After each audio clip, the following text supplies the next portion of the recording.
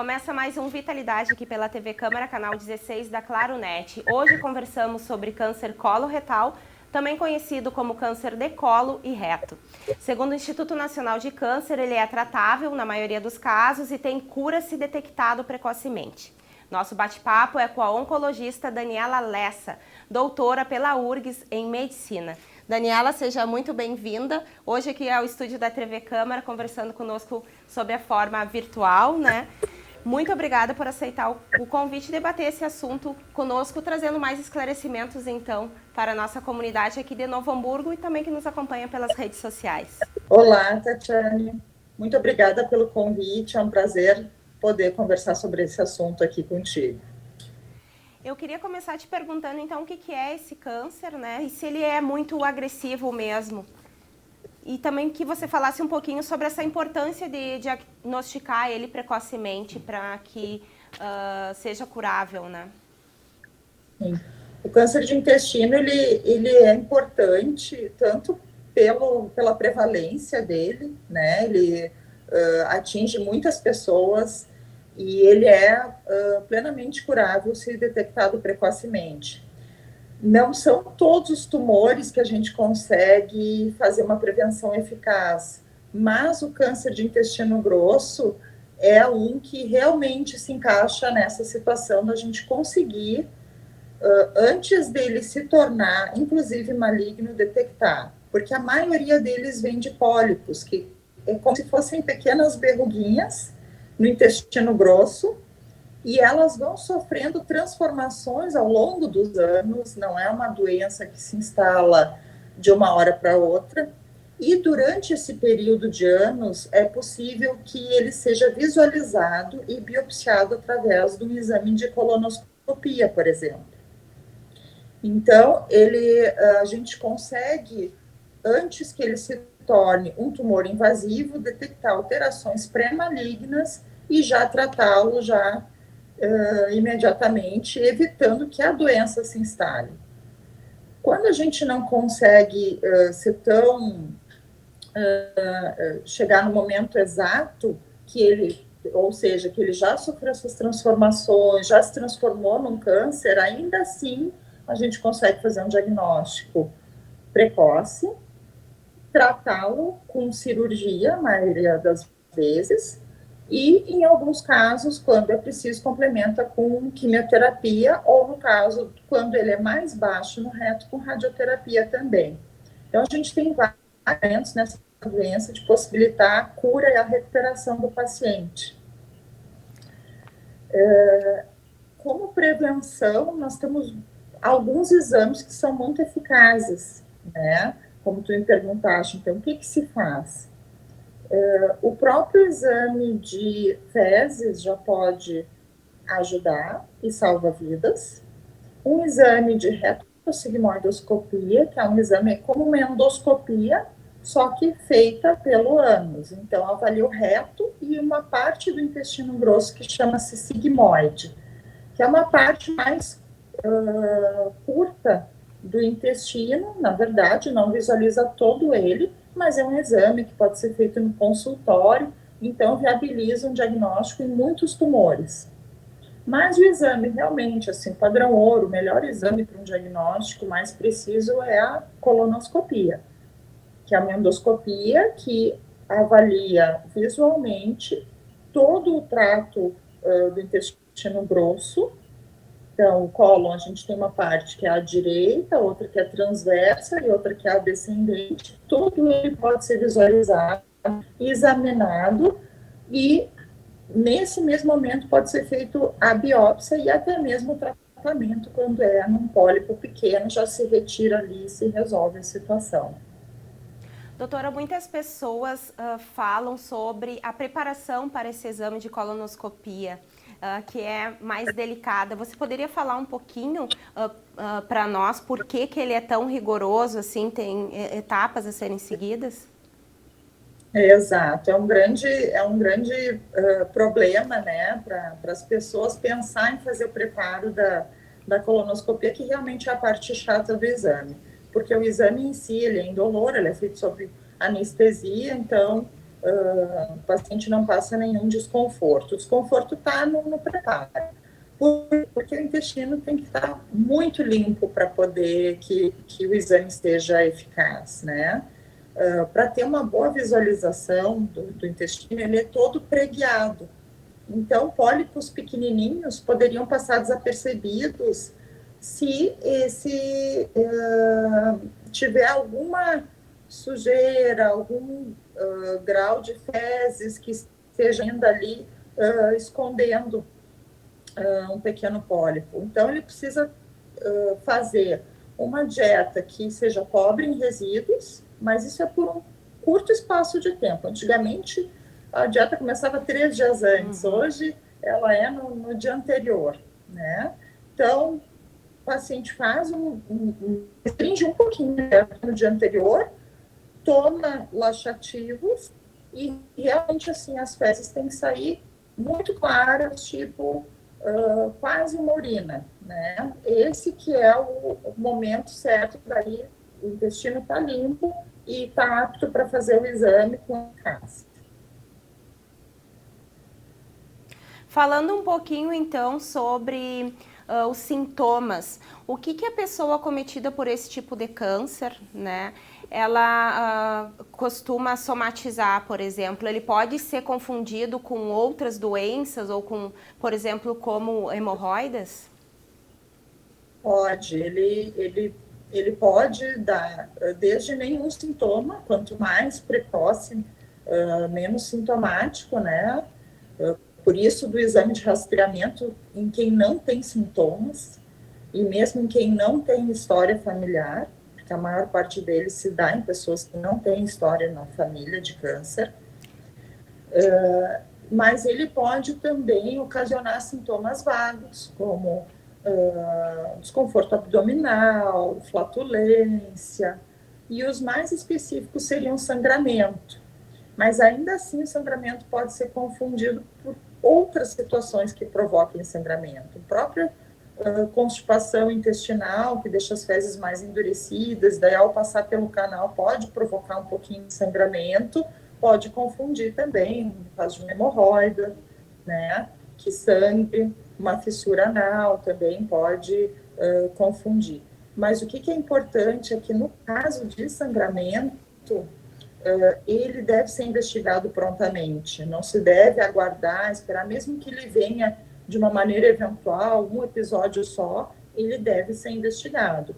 Mesmo em quem já teve diagnóstico de hemorroidas ou suspeite que seja por uma situação benigna. Novos sangramentos sempre avaliados, porque pode ter uma outra situação que seja passível de detecção e de tratamento. Nem todo pólipo é maligno, né? Ele pode, como a senhora falou, alguns já são retirados ali mesmo no momento do exame e a biópsia que vai dizer se é maligno ou não. Exatamente, a biópsia vai ser importante para dizer se é maligno ou não, se existe algum grau de invasão, né? No caso dele ter alguma aparência maligna, e às vezes a própria retirada desse pólipo, que é a polipectomia, ela é curativa. Então, por isso que não se deve ter medo do exame, porque mesmo que ele encontre alguma alteração, a chance de sucesso é muito importante quando a gente faz ele no paciente assintomático, né, a partir de uma certa idade. As mulheres estão acostumadas a fazer exames como, por exemplo, o Papa Nicolau, né, que nós comentamos durante um Março Lilás. Mas esse exame, esse tipo de câncer, ele acomete tanto homens quanto mulheres. Ele tem uma prevalência em relação ao sexo? Não, ele não tem nenhuma preferência com relação ao sexo, tanto homens quanto mulheres. Ele tem uma preferência mais por idade, como muitos cânceres, né? Então, a partir dos 50 anos, é estabelecido que algum exame de prevenção, de rastreamento seja feito na população em geral. Então, esse exame pode ser um exame de pesquisa de sangue oculto nas fezes, um exame de fezes, ou pode ser um exame de retossigmoidoscopia, mas o padrão realmente é a colonoscopia. Atualmente, se tem observado que os casos estão ocorrendo antes, em pessoas mais jovens.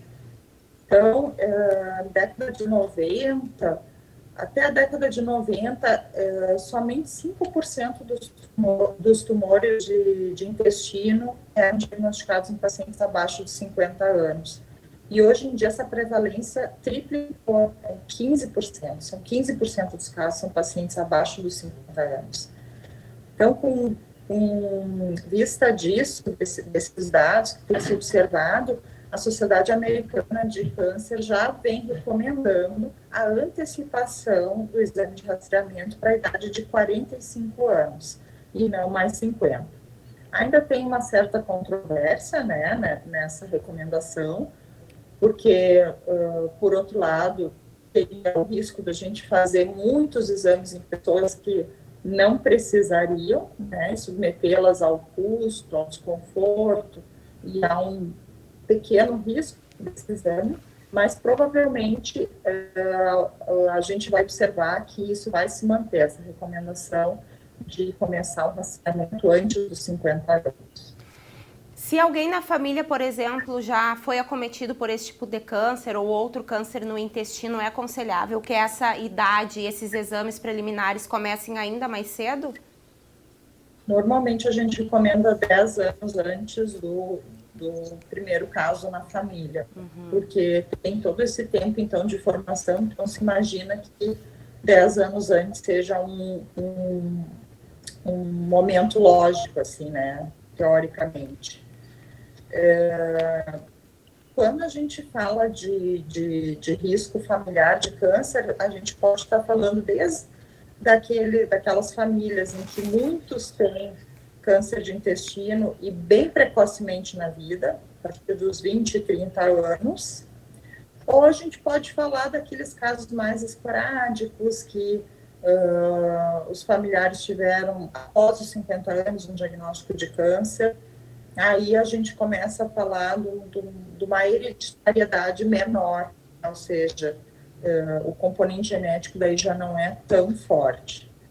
Mas normalmente a gente fala 10 anos antes do primeiro diagnóstico. E o estilo de vida influencia também? Porque tem algumas informações ligadas que o consumo de carne vermelho propiciaria, né, o desenvolvimento. Regiões como o Rio Grande do Sul, por exemplo, onde há alto consumo de carne vermelha, os churrascos, né, a população estaria mais suscetível ou isso não é verdade? A gente não sabe exatamente o porquê. É muito difícil investigar um fator como dieta numa população com relação ao risco de câncer, ao risco individual, né? De ser um fator preponderante. Mas se sabe, de maneira geral, que dietas mais industrializadas e mais comparáveis a dos países desenvolvidos acabam trazendo maior risco de câncer de intestino e mama também. Então, o que a gente observa é que no sul do país, daqui, Rio Grande do Sul, Santa Catarina, Paraná, a gente tem um estilo de vida e uma dieta mais parecida com de países desenvolvidos e também isso se reflete na nossa incidência de doenças como câncer de intestino e mama. A carne vermelha, ela é bastante estudada, porque ela tem componentes que são, especialmente dependendo de como ela é cozida, né, em altas temperaturas, como churrasco, ou defumadas, né, elas têm maior índice de nitritos e de componentes que poderiam ser cancerígenos. Então, por isso se estuda bastante a carne vermelha.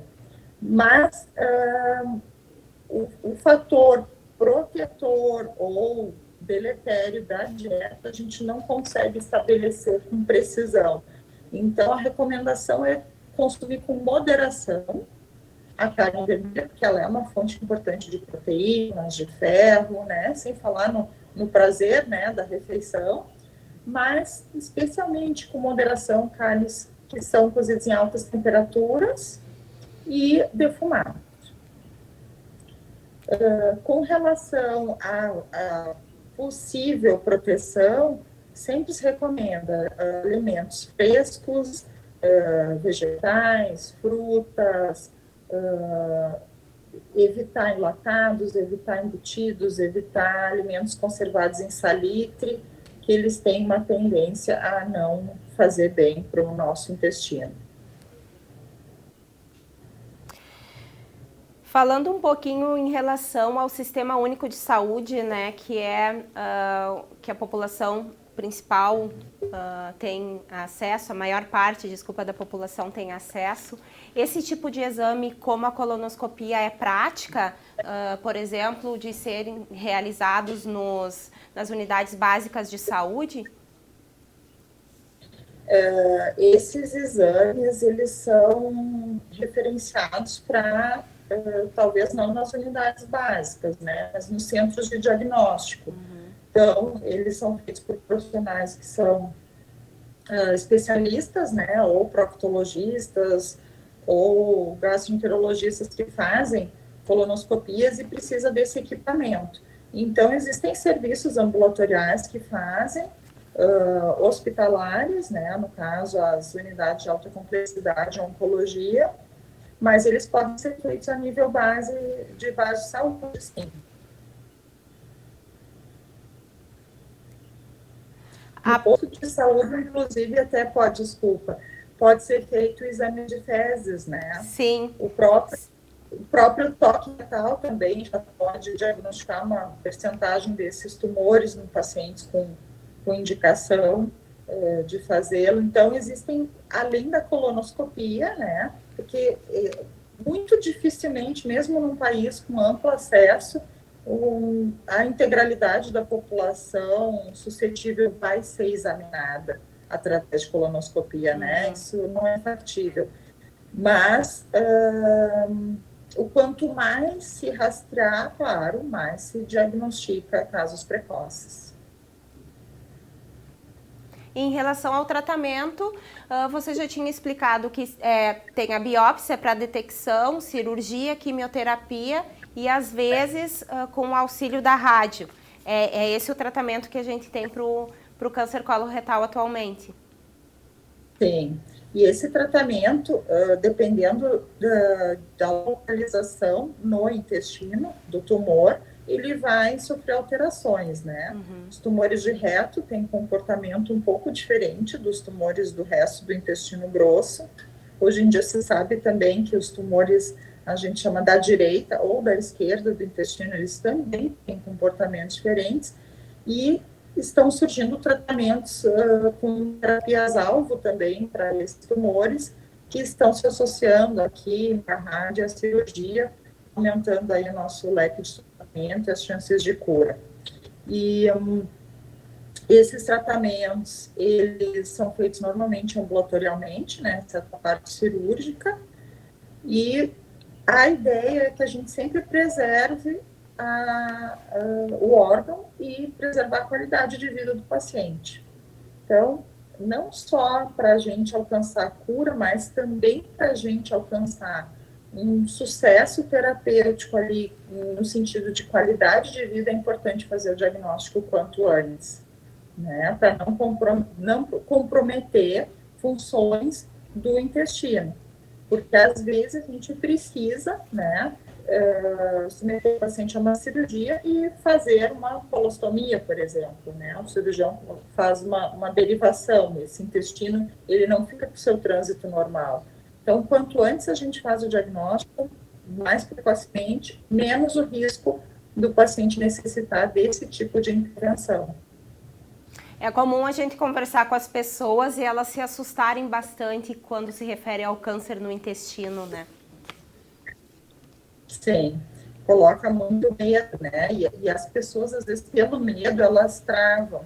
Então, não buscam conhecer, não buscam diagnosticar, porque acho que se diagnosticarem vão ter que fazer um procedimento, um tratamento que elas temem, ou que elas viram alguém fazendo e associaram com insucesso ou com sofrimento, e aí elas não buscam fazer um diagnóstico e acabam daí pecando, porque aí sim que elas aumentam seus riscos de ter uma situação mais difícil. né? Então, ao contrário, a gente tem que buscar conhecer, buscar diagnosticar para poder ter o melhor resultado possível, porque no caso do câncer de intestino, é fato que se consegue prevenir e que se consegue evitar cirurgias mutiladoras, se consegue evitar muito sofrimento se a gente estiver atento e procurar, ao menos, não fazendo a prevenção, mas procurar imediatamente um médico especialista na vigência de sintomas, né? Sintomas como sangramento, constipação, alteração do hábito intestinal, né? Ou diarreia ou constipação, dores. Tudo isso deve alertar a pessoa a buscar um atendimento imediato. Em relação à pandemia do coronavírus, tem afetado assim no diagnóstico? As pessoas têm deixado de procurar ajuda ou fazer exames essenciais em função de serem contaminados pelo vírus? Tem alguma relação, doutora? Muito, muito. Esse é um fenômeno mundial, né? Tanto desses efeitos da pandemia nos exames preventivos das doenças oncológicas. No caso do câncer de intestino, fortemente, né, associado a uma diminuição na procura de exames. Então, mesmo nos países com fácil acesso a esses exames, foi observado uma queda brutal nos exames de rastreamento e se imagina, se supõe que nos próximos anos a gente tem um aumento dos casos de câncer mais avançados por conta desse retardo no exame de diagnóstico. Então, no início da pandemia, ano passado, se especulou que provavelmente esses reflexos vão persistir por 10 anos ainda na nossa sociedade, por conta desses exames que deixaram de ser feitos. Hoje, com o avançar, né, a gente já está no segundo ano de pandemia, já se aprendeu um pouco mais, tem estudos mostrando que existe um efeito rebote também. Quando abrem os serviços, quando voltam a funcionar, as pessoas conseguem recuperar o tempo perdido e fazer exames. Então, isso é muito importante.